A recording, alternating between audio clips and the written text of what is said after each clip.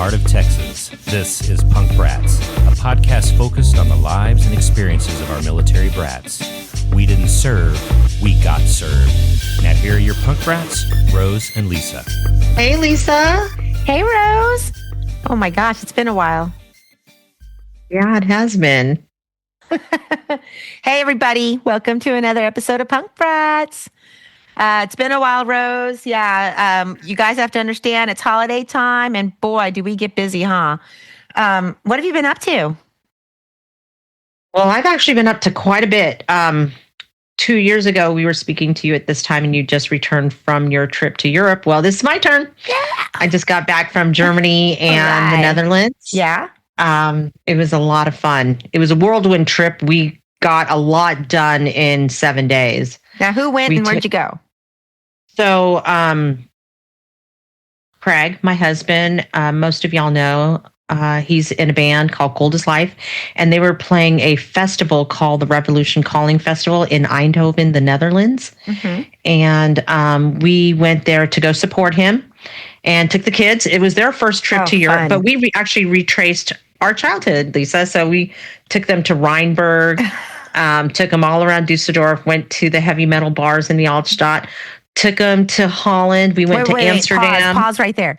How did you feel being in a bar that used to hang out when you were 16 with your kids? Oh, it was surreal. It was really cool. And what was so cool is walking in and seeing them sitting in the exact same seats that you and I used to sit in. Oh, and get this. On the television when we walked in, they were playing a Creator video. No way. It was so weird. Well, side note, that's another dear friend of ours whose band not only made it, but they're pretty successful. Creator with a K. Shout out to Mila out there. Love and miss you, guy, a lot. So next time you're in Texas, give us a call. Wow, Rose. So what else did y'all do? Where else did you go? Well, it was really cold. So it's funny. In all my pictures that you'll see is I'm wearing the same coat, all bundled up with a really fancy building behind me. Oh my God. Yeah, but it was cool because I got to see friends from school, we haven't seen in 30, 40 years. So that was really cool hanging out with them. And but even though it's been a long time, it felt just like yesterday, right? We just picked up right where we left off, Yeah. You got to eat pizza? Got to eat pizza. Okay, so I was ranting and raving to Lucas and Ruby about the food. How great the food was and how great it was going to be. Mm-hmm. And I'm going to be honest with you. Yeah. I guess because I hadn't had American pizza and German pizza was all I knew. I just thought it was the best in the world. But going there and coming back now, I realized, and pizza's not even like my favorite food, Yeah, but it's not my first choice either. I was like, oh my gosh, I do appreciate American pizza now. Did you get to have my favorite dessert, spaghetti ice? I sure did. Wait, strawberry or chocolate? Of course, it's got to be strawberry, even though chocolate's my favorite. Oh, no, I did strawberry. Chocolate. I always do chocolate. Because I felt like the strawberry is just like jelly that comes out of like what we spread on our toast. I don't like jelly toppings for ice cream, I guess. I've never been a fan of strawberry toppings for ice cream. Yeah, no, this one wasn't like that though. This one was more of like fresh fruit in like a gelatin. Then why do they call it? How do they call it spaghetti ice if the sauce doesn't? You see what I mean? Remember, because they squeeze the ice cream out where it looks like noodles. Yeah, it's like in those mashed potato things. But so they come out in like fresh noodles. Fruit on yours? Well, there was like bits of strawberry in the topping. Oh wow! So it was really good. Yeah. Mm-hmm. And then we went to Amsterdam. Okay. Took the kids to Amsterdam. We went to the Anne Frank house where, the story of Anne Frank and where she and her family hid for a little over 2 years. So we did that and got to walk up there. That was something more for Ruby. It was on Ruby's bucket list. What did she think about that? So we did that. Oh, she was just amazed. She could tell us all. She was telling us all about. She's like, "Oh, Mom, this is where this happened, and this is where this happened, and this is the room, and that so-and-so had to leave, and then the other sister moved in or whatever." I was like, okay, I was so proud of her. And then we took them to the Bulldog, took the kids there. Yes. And we fun times there. Yeah, we ran some driving was crazy. Craig drove through a few red lights. I'm still waiting to get some tickets in the mail because the lights are like not directly overhead. They were like just on the sidewalk. It was really weird. Rose, Chris ended up on a one-way bridge thingy that wasn't even a road. It was for only bicycles. And the bicycle people were looking at us like, turn around. We went one way. We went the wrong direction on a one way. And we couldn't reverse because we haven't driven a stick in a long time. And reverse is not where you push down it's and a stick up. shift too. Yes. So Craig was trying to reverse and the cars were just staring at us. And they were waiting for us, and the car I could smell the rubber burning, right? Because we were trying to find reverse. The guy got out of his car. He came over and he's like looking at us, and Craig is like, I'm trying to reverse. And then he like pushes a button where you pull up on the stick and then reverse. And it was, oh my gosh. But you know what's really crazy? No, but you know what? The guy saw that y'all were Americans. Yes. What's really crazy, not one car honked at us. Not one car honked at us. Oh, damn. And the other crazy thing was I had my head hit down because I was like, Craig, this is going to go viral. This is going viral. We are burning rubber here, trying to get out. You're on somebody's camera, Rose, somebody's phone camera. I know. You're real. You're real out there. Oh. The Holloway family, y'all are real out there. And there's like 1.5 million views. Thank God the kids weren't with us because they would never let us down. But Rose, I'm just picturing it because I know you and Craig. And I can see you just saying, Craig, turn around. I'm dying. I was dying. I said, and then it got to the point where I was like, just drive over the median. Just go forward and drive over the median. And he tried to do that, but the car, those little dinky European cars, it didn't even have enough. It didn't even have enough like power to go over the median. And you know how Craig, when I could just see him getting shy, embarrassed about it, like looking at the driver in front of him, like, I'm sorry, man, because Craig is such a sweet guy, and he's just probably like holding his hand up saying, I'm so sorry, I'm trying to. Well, and it was during rush hour for people getting to work. How many people went to work that day and said, oh my gosh, you're never going to believe this. I'm late for work because there's this car that was going the wrong way. It's a true story. Yeah. Oh my God. That's our whole podcast, that episode right there. That's it. Thanks, y'all. Have a good day. Right. Oh my gosh. That just had me laughing, Rose. Okay. Now let's try to refocus. I know, right? Okay. So you got to see our old house, and show the kids where we grew up. And saw Jolie's house, some other friends. Shout out to Jolie and the Bernardis, everybody. And then you, I guess you showed them the old building where our father worked and all that.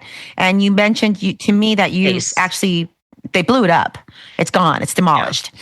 But you said you were able to pick up a piece of the rock and bring it back? Yes. So there's like little remnants of it because nothing's been built on top of it. So there's like, you can see parts of it where like the concrete is exposed. The maroon color side of it? No, it's just the like concrete color. Okay, but it's still part of the Reichel building. Right. So, and then I love that. The parking lot across the street, it's just kind of rubble. The parking lot. Remember we had to run across the street to the Reichel building? And I could point out, I was with Klaus, he's the one who kind of gave us a tour. He was our tour guide. Shout out to Klaus too.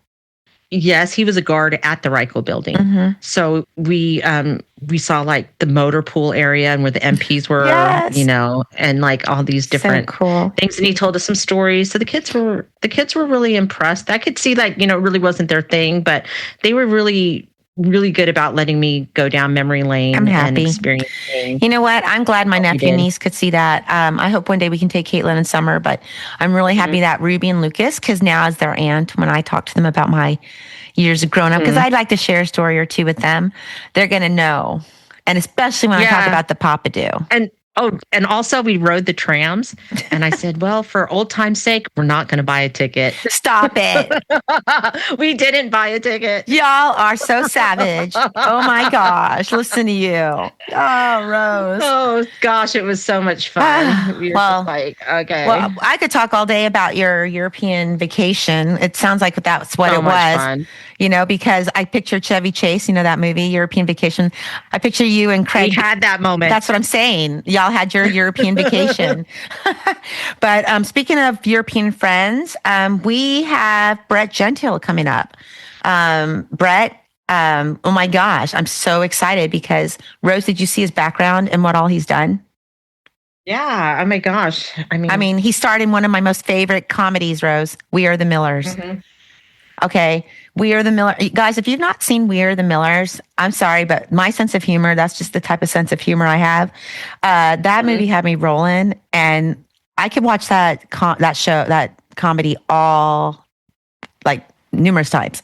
But he's also been in like a couple of other favorites of mine, The Walking Dead, Blackbird, and as far as movie credits, he's been in Captain America. Right? Oh, which Captain America? Civil War. Captain America Civil. So I'm not a Marvel. I get confused, like which ones are which. I've seen them all, but I don't know which one's DC. Like when people say DC Marvel, I just know it's Captain America. But I just know that there's different ones, right? So this one, the one that he's in, is what you just said. Which one? Captain America. Civil War. So check this out. Big, long story short, Rose and I, we went to the International School of Dusseldorf. Brat went to school with us. He's a few years younger, obviously way more successful than me and Rose. So we're going to bring him out now so he can tell us how he went from being that 8th grader that sat on the bus with us to who he is now. So come on out, Brat. Hey, Brat, welcome to the Punk Brats. Well, thanks for having me. Appreciate it. Hi, it's Rose. Hi, How Rose. are you? I'm doing well. Thank you for asking. How are you? I'm doing well. Great. Well, we're so excited that you're here with us. Let's start by introducing you to our audience. You want to take us from where you were born and Sure. take us through the timeline of high school and even beyond high school if you want, but just Sure. kind of give us a rundown of where you've lived and where you've grown up. Yeah, Sure. we like to kick off this way with our brats. My name is Brat Gentile. I currently live in Pennsylvania. I'm a film producer for a company called Snow Story Productions. I was born in Heerlen, which is a small town in the Netherlands, in 1973. My father was in the Air Force, and my mom was a Dutch national. From there, oh boy, I believe I was almost 4 when we first moved to the United States. The first place we moved to was Bossier City in Louisiana. So that was a little bit of a culture shock. From there, I believe it was after kindergarten, our school was hit by a tornado. I went to Meadowview. wow. Yeah, Meadowview Elementary School. Our logo was the Roadrunner. It's weird how you remember that stuff. And from there, we moved to Pennsylvania, where my dad left the military, but continued government work. So he took a GS job at the War College in Carlisle, Pennsylvania. There's a United States Army War College there. And he worked there for about a year or 2 before my mom got homesick. So my father at that point gathered up the whole family. Well, at that time, my brother had already left. My brother's 8 years older than me. So I have a brother and I have a sister. My brother's 8 years old, Lucian, and my sister Natasha is 4 years older than me. So by the time we moved to Europe, which is where our paths crossed,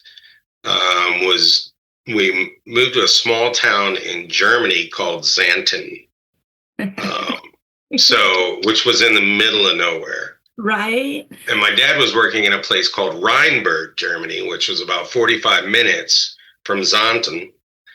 And our school, we all went to the International School of Dusseldorf, which was about 2 hours from us. We had to get up about 4 a.m. to catch the bus to go to school. A school it was like the island of misfit toys. I swear, there were people from every nationality there. Yeah. And we only did 1 year there. It was my sister's senior year, and it was my 8th grade year. So I wasn't even a freshman in high school yet. And from there, we moved to Hanau, Germany, where I did 1 year in Hanau. And then we moved to Heidelberg, where I did 1 year in Heidelberg. Wow. And then we moved back to Carlisle, Pennsylvania, where I did my junior and senior year. So I don't think I spent more than 2 years per school. And I was a fat kid, so it was, I had to learn sense of humor pretty quick towards myself. So it was like a Cyrano de Bergerac kind of thing where you make fun of the size of your own nose before anybody else can do it. Mm-hmm. So that was that. And then after I graduated, I joined the military myself, and I was in the military from 90 to 95. Thank you for your service. Oh, of We course. didn't know Yeah. that. Wow. Yes, my pleasure. And then in 96, I used my GI Bill and I went to college. I went to undergrad at Indiana University of Pennsylvania, where I got a bachelor's, a BA in theater, generalized theater. And then from there, I went to grad school at Ohio University in Athens, Ohio, for the professional actor training program under Andrew Manley. And I graduated there and moved to Rock Hill, South Carolina, where I taught at Winthrop University. I was a professor of theater and dance there. I taught movement and voice. And then I entered the Charlotte, North Carolina. Rock Hill is right over the border of North Carolina. So literally 5 minutes in, you're in South Carolina, and Charlotte's right on the border. So Charlotte was like 23 minutes from me. And from there, I got into their theater scene. I got an agent. And in 2003, I became a professional actor until, about a year ago, when a friend of mine approached me to be a producer in his company, Snow Story Productions, which now we're producing what's called verticals. And they're designed for cell phones. They're basically soap operas for cell phones. We go through different companies like Drama Shorts, Drama Box. We shoot their content for them. So yeah, that's it in a nutshell. Wow. So the little kid who sat in front of me on a school bus Yeah. is Brat. Oh my God, Brat, you've come a long way. Proud of you. Super proud. So much to Yeah. take in there. So we're going to start where we ask all our guests. When people ask you where you're from, Mhm. what do you say, and how does it make you feel? Does it give you pause, or because I know, like for me, it gives me anxiety. So I'm curious to know, how does it make you feel when somebody asks you where you from? Usually my first question is originally, or where am I from now? That's usually the Oh, question. that's a good way to put it. Yeah, because some people want to know where you're born. Some people want to know where you live. So I just ask them to be a little more specific. Yeah. But it never bothers me. I'm proud of it. I wear it as a badge of honor. I think growing up as a military brat taught me a lot of stuff. I'm trilingual. I speak Dutch. I speak German. I speak English. I've been to almost every continent in the world. Mm-hmm. Growing up with a military dad, they're very regimented. They're very organized people. They're hard workers. He taught me a lot of that stuff. So I'm not ashamed of that at all. I'm actually surprised. You said at one point, Lisa, that you know someone who's kind of like doesn't even mention it. No, is not proud of it. And I know actually not more than one person. We've actually had calls and emails from people who felt because of the military, now that's why they're super depressed as an adult. They don't know how to make friends. Like they blame the military childhood upbringing on their excuse of being a recluse or whatever it is that they just, yeah, it's amazing. And then we hear from brats who like me and Rose who are like, oh my God, I have 1,000 friends and I go to 5 reunions a year because I have 5 different schools I stay in touch with friends from. And, right.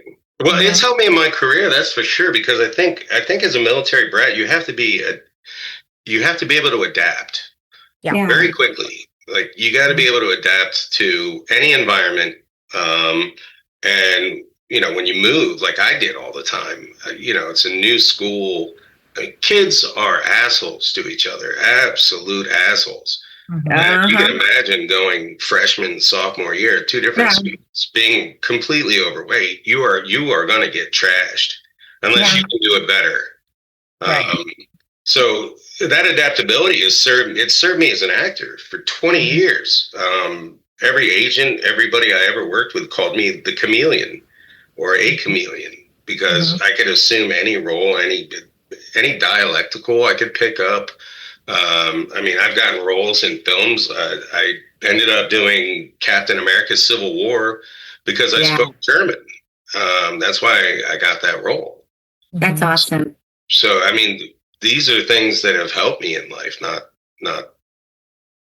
Yeah, I feel the same way. Yeah. Yeah, Rose is an introvert and I am not. But I think us being military brats, it makes us resilient. We can adapt to situations. Yeah. And I can see, I'm just assuming that helping you in your, like you said, having to be the new kid and becoming an actor. You've got to have thick skin to be an actor because I'm sure in the course of auditioning and stuff, you have to be able to take rejection, right? And not take that personally. It's like, okay, I'm just not right. And just the fact, Rose, that his life is public.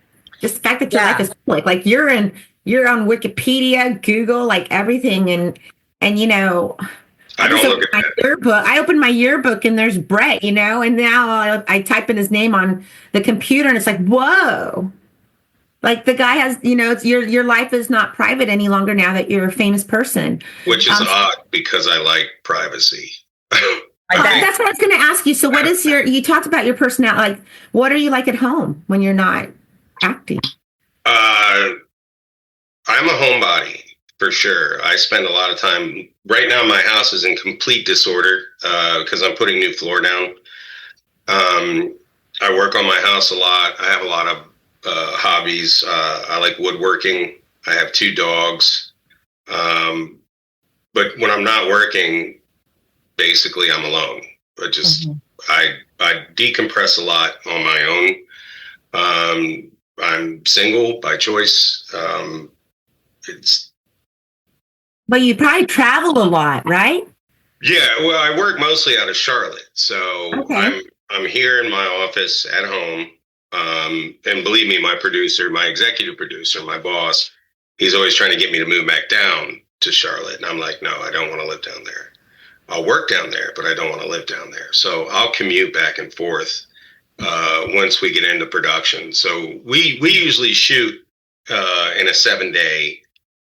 Over a period of 7 days. We shoot full-length features in 7 days. Oh, my. Wow. Yeah, which Rose is insane. familiar with all that, right, Rose? You're familiar with filming and all that kind of stuff. Yeah, but that was many, many years ago. I moved to Austin from Los Angeles. I was a post-production producer. So mostly TV commercials, though. Editing? Editing, yep. Yeah. Editing side. Well, that's who controls everything is the editors. Exactly, right? Yeah. Well, I hired editors to produce our commercials. Oh, nice. But, I do want to touch back on, you had mentioned that you guys lived in Xanten. I was actually in Xanten a couple of weeks ago. A few weeks ago now. Yes, I was. Really? Yeah, I took my family. So my husband is in a band and they had they were playing a music festival in Eindhoven. Which, that's where my mom was born. Oh, wow. Yeah, oh, wow. Yeah. How crazy. Yeah. Okay, so they were playing a music festival in Eindhoven. And I was like, oh my gosh, that's so close to Dusseldorf. So I had 21-year-old twins. So we took our twins, we went and we stayed in Dusseldorf and we met up with people who we went to school with. And then so I took the family on a little tour. So we went to we went to Xanten, went and visited that church. The big one, yeah. The big one. Xanten Church. Beautiful. What else did we do there? saw the Reichel building that's no longer there, but I did grab, there's still remnants of the building. So some of this, like cement from the building. So I brought that. It was really weird and surreal being there because I would just point, I was like, that's where we stopped at the bus stop. And this is where, where we stood.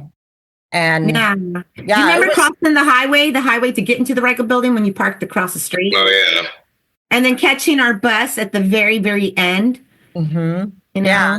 And then the Parks lived up on that huge hill, that house on that huge hill. I went to his house 2 years ago when I was in Xanten. 2 years ago, I went to Parks's house. Did you? And I sent him a picture of it, and he was like, whoa. Yeah. He was our very first guest, by the way, on the show. Those two had quite the left quite the imprint on me. Oh yeah? Oh yeah. Yeah. In a good way. In a good way. Yeah. Yeah, they introduced me to a guy named Gary Moore. Yeah. We went to a concert together. It was crazy. That is an understatement, his love for Thin Lizzy. Oh my gosh. Yeah. Hey, I have a quick question. So, okay, so we talked about you living in Xanten, you moving all over the place. Yep. What inspired you to go into acting? Well, first of all, you went into the military. That caught me off guard. Yeah. After living that life and moving so much, was that a choice that did you want to join the military or did you do it to help you with school? Like, why did you choose that lifestyle after all those years of moving?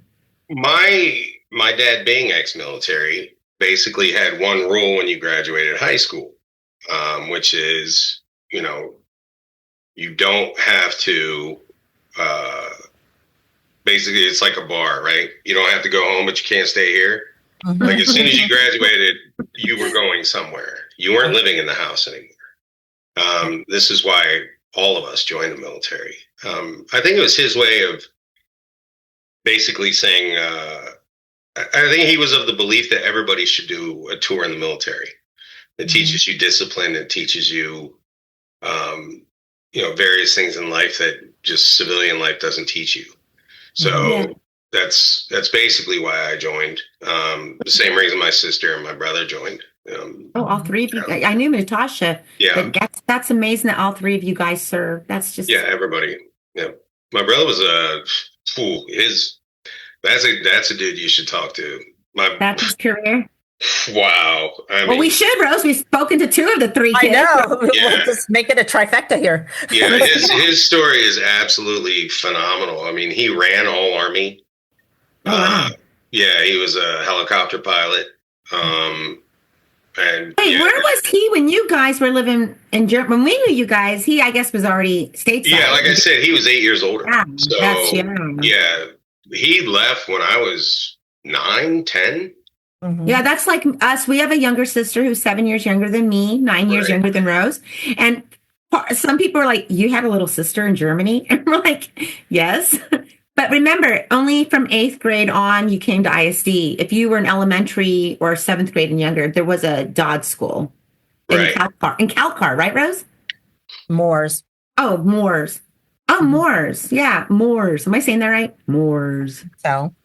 Well, what do you miss about, I don't know, is there anything you miss about your military childhood? Because I personally miss the freedom of having trains, being able to go and do what I want.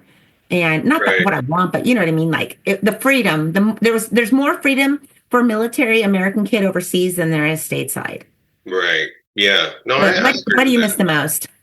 My family, my mother's side of the family. I've been back a couple times. I've seen family a couple times, not nearly as much as I should have, not nearly as much as I wanted to. Mm-hmm. But, I'm a U.S. citizen, but half of my family is Dutch. There's people in my family that don't speak English at all. Wow. Yeah. I love Holland. Yeah, and I love that country. If you've never been, you should go. The friendliest country in the world. My husband would agree. I took him 2 years ago, and my husband was like, "We're coming back." I go, I have no complaints with that. Yeah. He loved Amsterdam, of course. We all love Amsterdam. Yeah. But yeah, we had a great time, and Rose's kids just went for the first time with her and her husband, and They all have fun. Out of all the places, they said that Amsterdam was their favorite. The architecture, everything about it. The people, just everything. Well, there's a lot of people that go there for different reasons, but yeah. Right. Yeah. Well, they were with us. We actually took them to some of the touristy spots. Like we took the them to Bulldog. the Bulldog. Oh, yeah. That was off limits when I was in the service. We took them to the Bulldog. We took them, and then we were like, what are all these red lights? And it's like, that's the red light district. Mm-hmm. So we did a little walkthrough through there with them. They were, I mean, it was just not as risque as when we were living there, though. They toned it down a little, but it's still the red light city district. Yeah, sure. It is really cool. And, they've got all the Christmas decorations out now. Oh, yeah.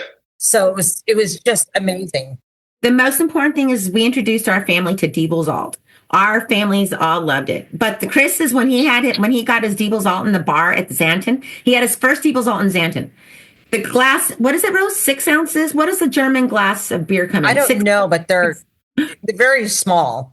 I mean, it's like this, and I guess that's why when we were done partying with all of our friends from ISD and we looked at the top of the table, there were like 30 glasses lined up because there's so little, you order so many, but we had such a good time. Hey, I want to talk about your acting career. Okay. Oh my gosh. So I'm going to tell you, I'm a fan of Walking Dead. Mm-hmm.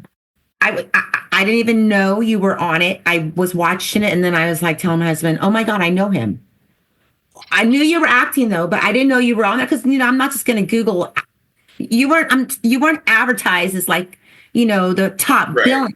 Yeah, but I know your face and I know you, and to see you, I was like, oh my gosh. So of course I reach out to Natasha. She tells me about your career. So I start studying you. Next thing you know, you're in a lot of stuff. Blackbird, one of my most favorite series. That story is phenomenal, by the way. It's a good story. I mean, but that one actor from Cobra Kai, I don't know his name, but the guy who played the guy who was in jail, he's moving on up in acting, and I really like him, but I'm really blown away with your acting, and I know you're producing and all that, but I hope you still continue to act.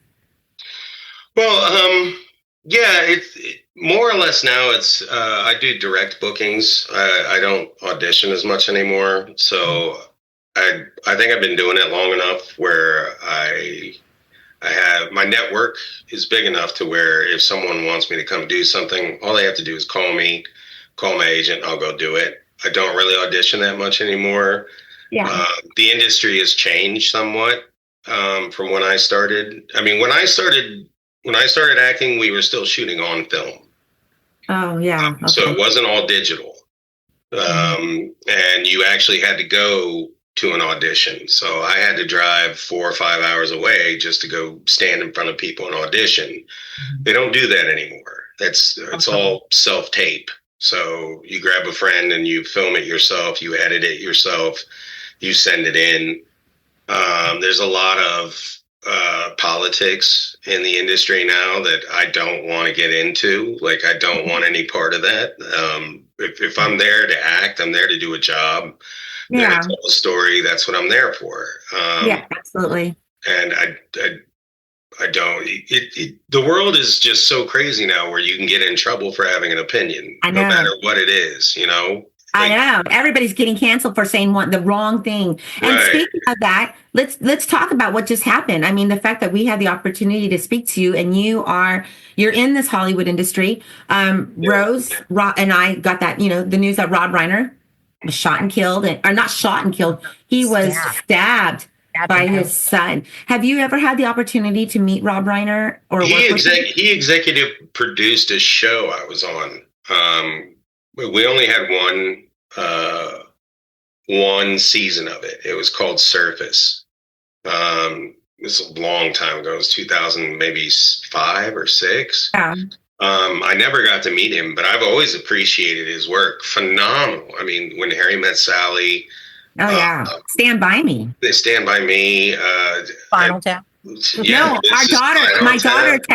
my daughter texted me today, and she, because they're young, they don't know Rob Reiner. Like, you have to say which movies are. She texts me and says, oh my gosh, that guy who was killed did Princess Bride. And I'm like, Oh, yes. yeah. I go, yes, he also did Princess Bride. But One of the greatest movies ever made. And, yeah, oh, I still watch it to this day. you know, he had a great acting career. He was on All in the Family. He was Meathead, Archie Bunker's target of, and then he did Wolf of Wall Street. He was great in that.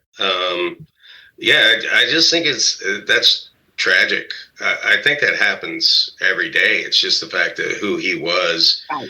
it gets, you know, diagnosed under a microscope. Because, as you said, you know, people don't have privacy, that's a strange kind of relationship too. I guess the only anecdote I can give you for that is they have these Comic-Cons and stuff.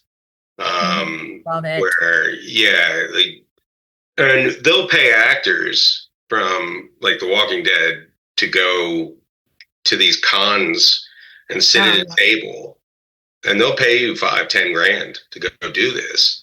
And then you sit at a table with headshots, and, you know, people will come through and, you know, you sign the headshot and take a photograph for them and charge $20. And I always thought that was weird. First of all, signing my name for another person is weird. It just feels strange. But I remember I did one of them, and there was a dad with his son there, and everybody was there. I was in a community called the Hilltop community. So there was like Alexandria, Virginia community. There was Hilltop community. There was the original community. There was all these different communities. And a lot of us were there at this particular con. It was the big one. And there was a guy with his son there. And yeah, he didn't have enough money to get his kid. You know, the kid wanted to like collect them like cards or something. Yeah. And walked away upset. And I went to the table and I got a headshot from everybody he didn't get. It was like 5 or 6 headshots. And then I signed one. I managed to catch the guy before he left the building, and I gave it to his son. And I never did it again after that, because I was like, I'm not charging someone for that. Like, if somebody, and I've gotten letters in the mail, and I've gotten requests for stuff, and I've always answered it personally. But That's so cool. But it just seems odd to me to do that. But on the flip side, kind of like with, you know, Rob Reiner getting all this attention after this tragedy, people feel like you owe them something, you know, this idolatry towards, you know, performers or athletes or something like that. It's like, if you don't sign an autograph, or if you don't, you know, take a selfie with someone, there's tension there. And I got to work with Richard Dreyfuss for 3 months. It was amazing. And I saw him handle it the best way ever. We were in a grocery store in Charlotte doing a series called Shots Fired. And he and I were walking in the grocery store, and a guy walked up and he goes, "Are you Richard Dreyfuss?" And he goes, "I am." And the guy was like, "Can I get a selfie?" And he's like, "I'm not working today." No. And that was it. And the guy was like, "Yeah, okay, cool." And it's kind of like a stigma for actors, because if they, like you said, if he says, "Oh, you're an asshole," that actor's an asshole. Like, exactly.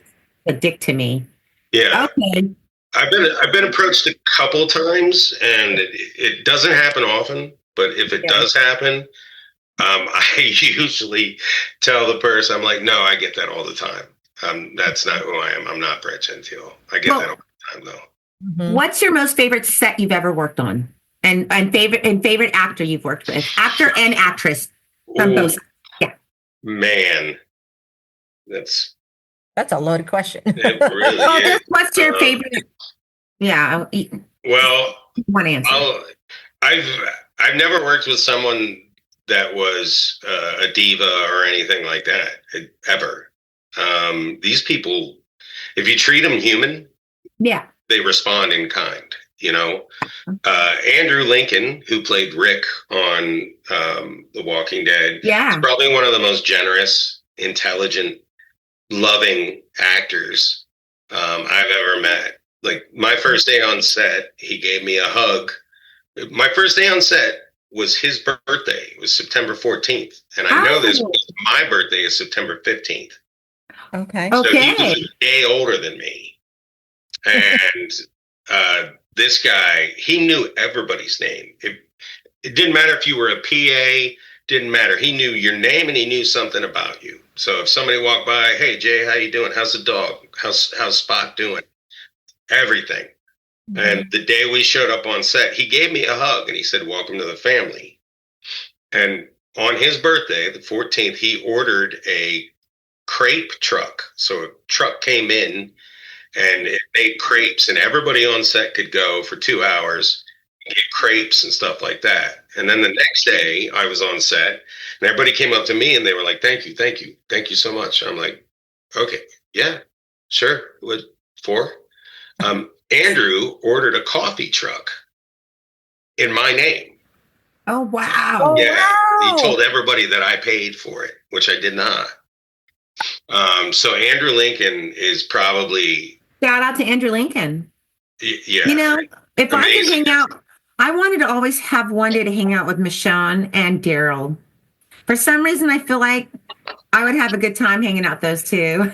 That entire crew was a good time. My husband are huge fans. We even went on to watch all the other series and other shows. But gosh, I want to talk to you all about this right now, but we have to interrupt the moment right now for the lightning round. All right, lightning round. Let's see what I can do. Try not to screw this up. Oh, you're not going to screw this up. It's just some questions, rapid fire questions, so that we can get to know you better and our audience can get to know you better. If you get stuck, which if you do, just say pass and I'll come back to it. But I'm just going to say the first thing that comes to my mind. Yes, just the very first thing that comes to your mind. Okay. Yep. So let's go. Villain or hero? What's more fun to play? Villain. Pommes frites or McDonald's fries? Pommes frites. What language other than English can you speak? German and Dutch. What's your favorite music genre? I like all music. Cool. Would you rather have to sing everything you say or scream everything you say? Sing, because I do it so horribly. It'd be great. Cool. Dream job other than acting? Position. Oh, cool. What country would you like to visit that you have never visited before? Japan. And as a kid, were you a rule follower, a bender, or a breaker? Bender. And something you always have in your refrigerator? Coffee. Iced coffee.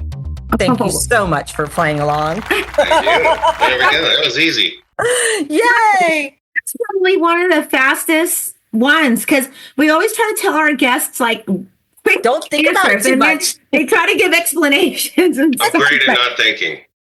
But good answer. Awesome. Okay. I am torn on the French fries because I've now lived here long enough that that's my go-to French fries is McDonald's out of all fast food. But I was just in Holland. There's pommes frites are with that mayonnaise and the curry ketchup. Yeah. There's just stop. It's called frites met. Frites met. Frites met. Yeah, it's French fries with the mayonnaise and the onions. Is that how you like yours? Yeah. I got the Dutch mayonnaise and the curry ketchup down in the fridge. That's curry ketchup. Oh yeah. So, you talked about wanting to go to Japan. So Rose and I lived in Japan for 4 years before we came out to Germany. So we were at Camp Zama. And so my middle school years, my 6th through 8th grade years, that's where my formative, where I discovered who I wanted to be as far as music and what kind of friends I wanted. And right when I finally figured myself out in Japan, my father gave my sister and I like 2 weeks notice that we're moving. And not just that we were moving, it was in the summertime where, in the military family, everybody's gone in the summer visiting. Right. So it's hard to say goodbye to people. You're trying to scramble, call everybody, can I have your address? So you lose touch. And Rose and I said, Dad, we hate you. We're never going to forgive you for this. Then we moved to Germany, and then we ended up loving Germany. And so we highly recommend Japan. But because we're Korean, we're a little biased. Sure. And you watched the K-pop Demon Hunters yet? I do, actually, yeah. But please stop. If you're going to go to Japan, you might as well stop by Korea next door. And because Korea is just as fun and cool. Yeah, for sure. Well, I'm fascinated with samurai culture. Yeah. Oh, nice. Yeah. Like, absolutely. Well, what has stopped you all these years to go? I mean, it's not that I'm not saying you don't have the money and you don't have no family and kids to keep you. Like, why haven't you gone yet? By your age. I'm a master procrastinator, so I will put everything off to the last second that I can. I don't know. I guess it's just make plans to do something, and then something always comes up. Something always comes up. Well, I recommend to go when it's cherry blossom season, because Rose and I, which is when I think it's March, April, or somewhere around that time. But it's the most. You have to go right when they open. So don't go like when they're starting to you have to go when they're fully opened. Mm-hmm. It's the most pink. It's beautiful. It's like it's snowing pink, right, Rose? Like it's hard to explain. It's amazing. And our parents speak Japanese. Gosh, Rose actually took Japanese in the school. I've forgotten a lot. Similar to Korean, though. Some words are very similar to Korean. Mm-hmm. Do you speak Korean? Yes, it's supposed to be Korean. Oh, Rose reads and writes it. So we grew up. I don't know if your mom did this, but my mom spoke to us in Korean, but we answered in English. Oh yeah. Yeah, absolutely. And basically, if I didn't want my dad to understand something, then we might say something in Korean to my mom, because like if he needed something. Fair enough. Because we knew he would say no. No, and then tell him the story about you and Natasha, about the gibberish, the G language. Oh, yeah. So Rose taught Natasha. Well, when we were living in Japan, there were some girls who had come from Hawaii. And in Hawaii, they speak like this. It's kind of like a gibberish, pig Latin mix G language. So we taught it to Natasha so that we could have a secret language between us. She still knows it. I think I know that language. Do you really? She taught it to you? Yeah. I'm sure. Let me see. Say your name. The geek. Yeah, the guest. The gang with the Holy cow. Yeah. Dude. That's it, right? Not many people remember gibberish. People remember pig Latin. But I remember it. Yeah. I decoded that shit because she used to do it all the time. And I'm like, all right, I'm hearing words in there. And as soon as I figured it out, I was like, all you're doing is saying to the right. Oh, don't give it away, Brett. Don't tell our listeners. Yeah, because Rose and I still use it around our husbands and our parents. So I think I used to tell Tosh for the gucky the goo. Is the one that I used to give her all the time. Oh, I'm sure Rose and I've used that many times in front of our parents to each other. I'm mad at Rose, like, gucky the goo. I remember that language. That's so cool. Me. Oh man. Wow, Rose, is there anything we didn't touch on that you wanted to ask Brat before we have to come to a close? I think we're good. Thank you so much for taking time out of your busy schedule to talk with us and speak with our audience and opening yourself up to us. We really appreciate it. Sure. Anything that you want to plug or I've got a couple. If anybody's interested in any of these verticals, the client I work with for the most is called Drama Shorts. You can go check it out. We've got one getting ready to release here pretty soon called Blind Heiress. Not only did I produce that one, but I wrote it. So that'll be fun to watch. Is there a website? It's Drama Shorts, dramashorts.com, I believe. Perfect. Okay. But other than that, no, thanks for having me. It's nice to walk down memory lane. Well, it's been an honor talking with you, Brett. I mean, you've had quite the life so far, and I hope you just continue your journey to try and all the things that you want to do. And I hope you make it to Japan/Korea. Or even Austin. Oh, Texas. Austin. Come see us. Come see the Brats. I almost moved to Austin at one point. Come on, there's space for you. Yeah. Well, there isn't space, but we'll make space. But it's like the comedy capital of the United States right now. Like Joe Rogan and everybody's opened up shops there and stores down there. Actually, yeah, it's a good place to be. We've gone to the comedy mothership. It's really awesome. Yeah, I was going to say. Phil Tony actually shoots out of Austin now too. Yes, he's having his New Year's Eve show here in Austin. Tony Kills, not just at Joe Rogan's, but he's now at the Moody Center. He's got 2 venues here in Austin. And so he's doing, that show's doing very well. And then you got South by Southwest. That's still down there. Yes, we have ACL, Austin City Limits Music Festival. We have we have everything. Yeah. Just come visit us. You have a place to stay. Huge homeless population. Yes, that too. Although they're trying to clean that up. Yeah. But yeah. Well, that's what I meant about like space. Like it's so crowded in Austin. The infrastructure is ridiculous. There's not enough road space for the people, but it works. And I love going downtown and running and hanging out on the downtown Town Lake area. And it's really nice. I think. Are you ladies familiar with New Bromsfeld? Yeah, my daughter. 20 minutes. That's where I was going to live because apparently New Bromsfeld is like Germany. It is. It is. It's got the Worst Fest every year. And it's got like a huge, like one of the biggest water parks. Yes, it's the original. It's the largest water park in the United States. That's where I was thinking about moving at one point. Okay, yeah, my daughter lives there. And also Buc-ee's is there. Buc-ee's? The original Buc-ee's? I experienced my first Buc-ee's in Texas 6 years ago. I flew down to see my buddy. I was going to spend New Year's with him and his mom and dad. And he picked me up and he was like, we got to stop by Buc-ee's. Like, it's a gas station. I was like, dude, it's a fucking hard pass. I'm not stopping by a gas station. He's like, if you haven't seen it. I was like, I don't need to see it. And we pulled up and I was like, what in the name of Zeus's ass are we looking at here? And I probably spent 3 hours inside just looking at beef jerky. You can. Easy. And it's with smart marketing, right? A beaver. I mean, come on, people. And you know, so many Americans have been robbed of that opportunity to go see a Buc-ee's. You have to go see one. Can you imagine when open one in PA? And then Bucky Nuts. What are they called? Bucky Nuts, right? That beaver nuggets. Beaver nuggets. That's something else. That's Bucky Nuts don't sound right. That's hilarious. I meant to say Beaver Bucky came out, Bucky Nuts.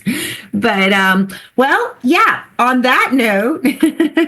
Bucky Nuts. How do you always close us out?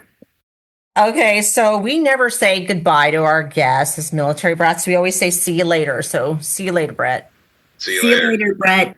So that 8th grade boy who went to school with us is now, well, you just heard the interview. Very successful. Very successful.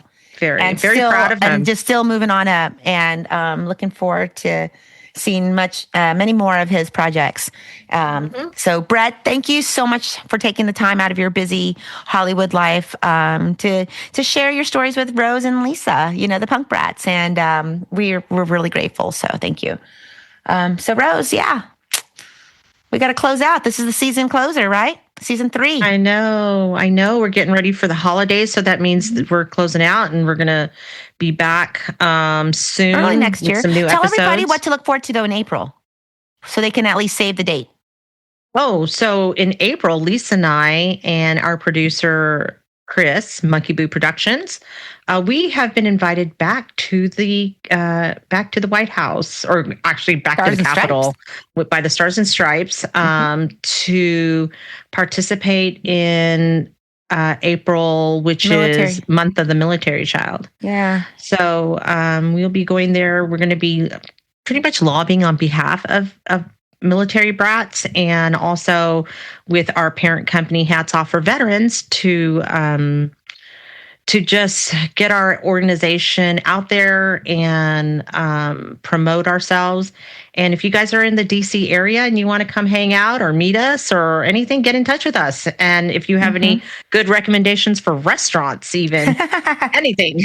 Yes, but for sure, like Rose said, we've been invited by the Stars and Stripes to come be a part of their family day at the Pentagon on April 30th, which is National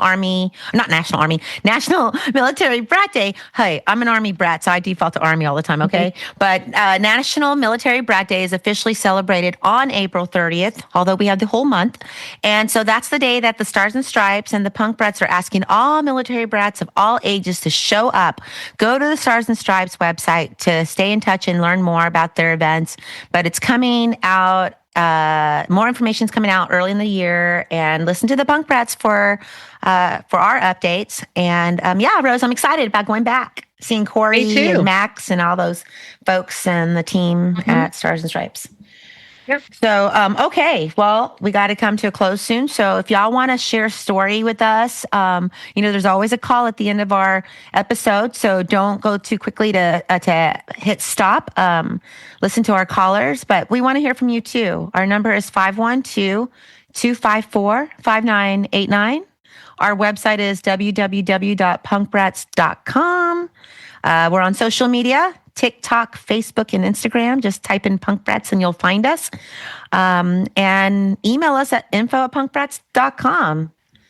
Otherwise, season 3 is done.